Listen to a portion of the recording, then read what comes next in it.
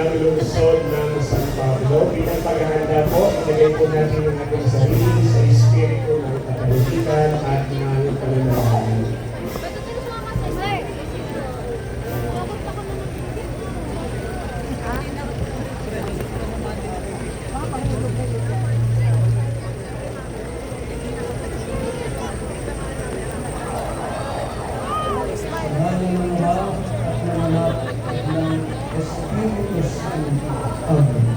Sumayin niyo ang Panginoon at sa Panginoon.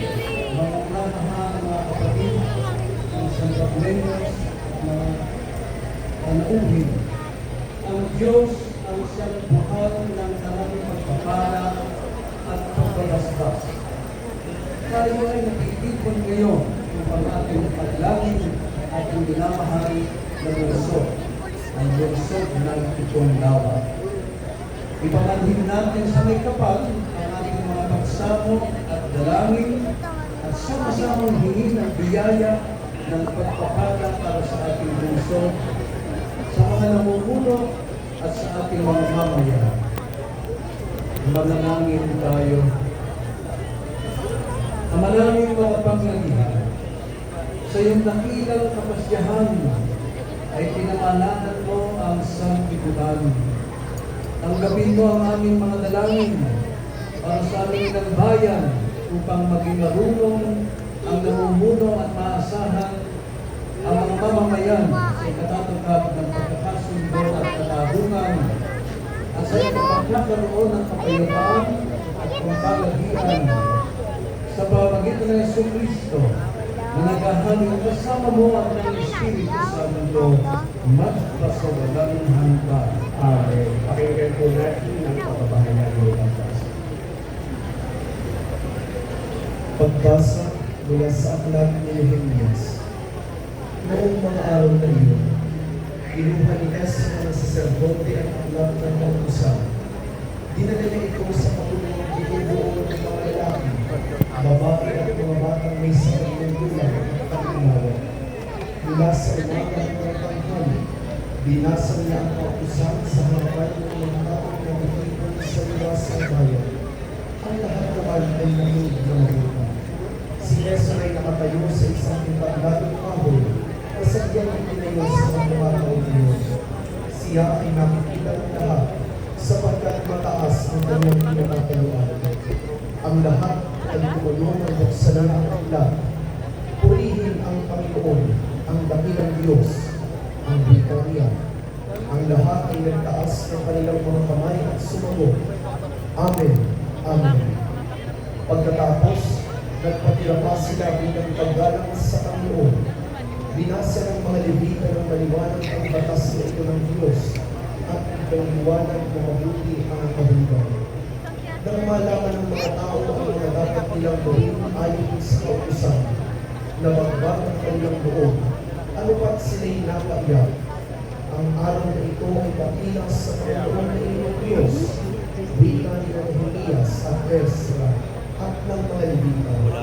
Nakikinig ang mga tao at umiyak, kaya sinabi nila, huwag kayong umiyak, wika pa nila, umuwi na kayo at pagdiwan, ang walang pagkain at inumin ay bahagi ng Panginoon, sapagkat ang araw na ito'y dakilas sa Panginoon.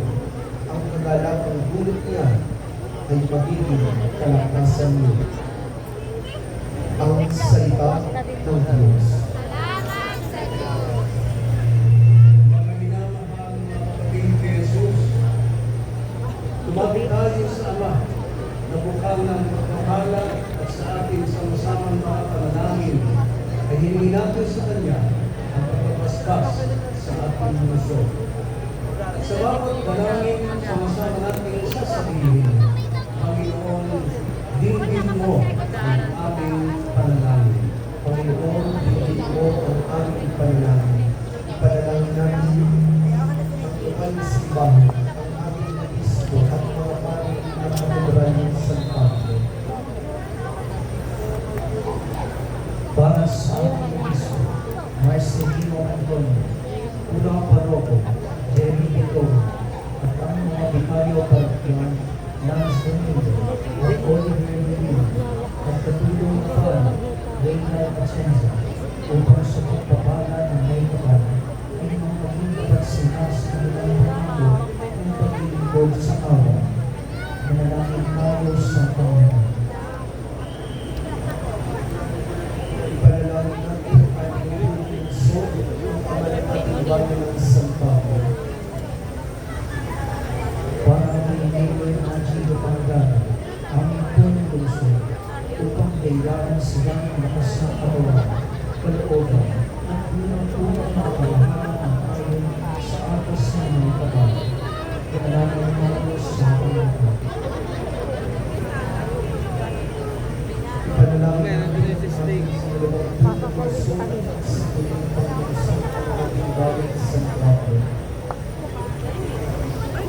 kay Vice Mayor Justin Colado at ang mga nagalanggana ng konsehan ng lungsod ng Santiago upang sila nawa ay makalikha ng mga batas na sumasarin sa pamamahay ng mga iba.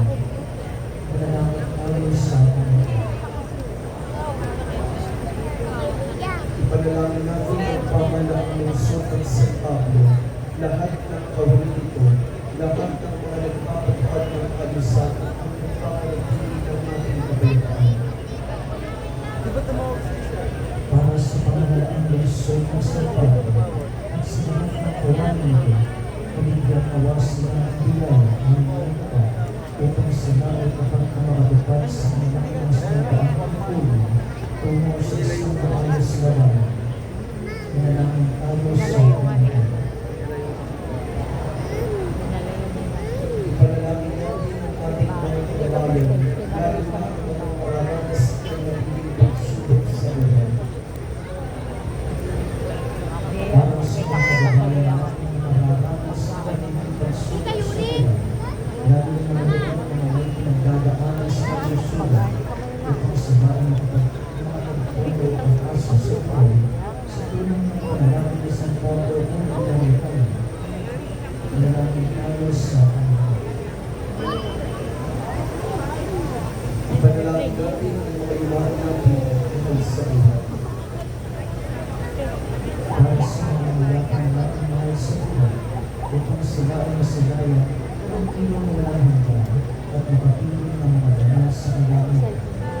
Manalangin tayo sa Panginoon. At sa tagubilin ng mga nakagagaling na utos at biro ni Jesus na ating Panginoon at Diyos, ipahayag natin ng lakas loob.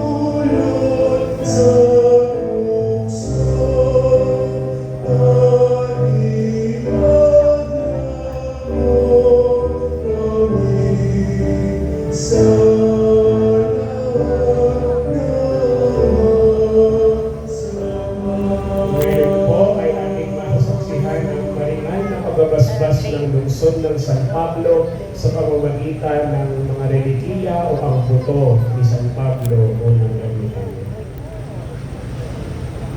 Ama naming mga pangyarihan, ipinangako mo kay Abraham nang hilangin mo siyang ama ng lahat ng sumasampalataya, na pagpalain mo ang kanyang angkan. Gayon din naman, nang piliin mo ang sambayan ng Israel bilang iyong hiliran, pinagpala mo sila bilang isang bayan na sa iyo ay nakalaan. At sa pagdating ng aming manunubos na si Jesus, ipinagutos niya ang kanyang mga alagad na na magtungo sa mga bansa at basbasan sila sa iyong dakilang pangalan. Hinihiling namin ngayon sa iyo, Panginoon, na basbasan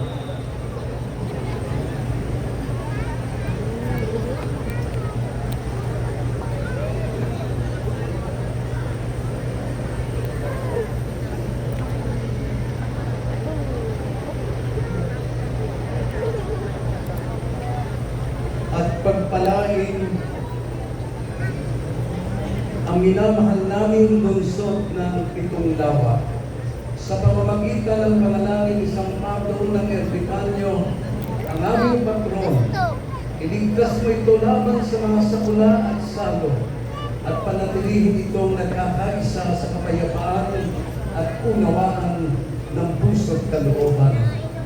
Bigyan mo ng dulong ang mga sa amin ay namumulong. Higit sa lahat ang isang mapagmalasakit na damdamin para sa mga taong higit na nagigipit at nangangailangan. Pagpalain mo ang bawat isa sa amin ng mabuting kalusugan, masaganang pakikipagkalakal at maayos na pamumuhay. At sa huli, akayin mo ang bawat isa sa amin tungo sa landas ng kabanalan at katwiran upang bilang isang bayan, sama-sama kaming makapagpuri sa iyong mahal na harapan. Hinihiling namin ito sa pamamagitan ni Jesucristo ang anak mo na nabubuhay at naghahaling kasama mo at ng Espiritu Santo magpasawalang hanggan. Amen. Ngayon naman po ay mag-aalay ng bulaklak sa mga motor ni San Pablo ng Ermitanyo ang kinakawan ng ating butihing mayor, si City Administrator Attorney Joseph Perez.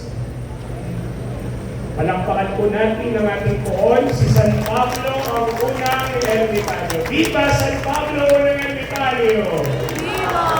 Ngayon naman po ay ang pagmuling pagbabaskos. Sumayin niyo ang Panginoon at pagpalain po tayong lahat ng makapangyarihang Diyos, Ama at Anak at ng Espiritu Santo. Tapos na po ang ating pagdiriwang ng pagbabasbas. Humayo tayong taglay sa ating puso't kalooban ang pagpapala ng poong may kapal. Salamat sa Diyos. Tutuloy po tayo ngayon sa ating marinal na posisyon.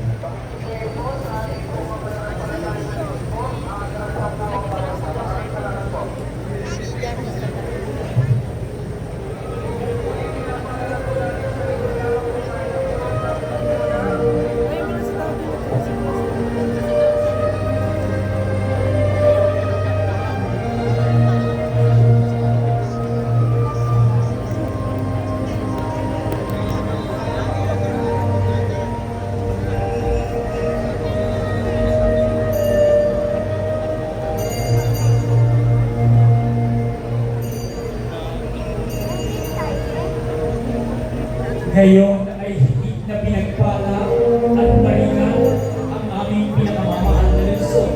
Matapos ang basbasan ng banal na relikalyo ng buto ng aming pinakasi na si San Pablo sa pamumuno ni Reverend Father Monsignor Jerry Pito.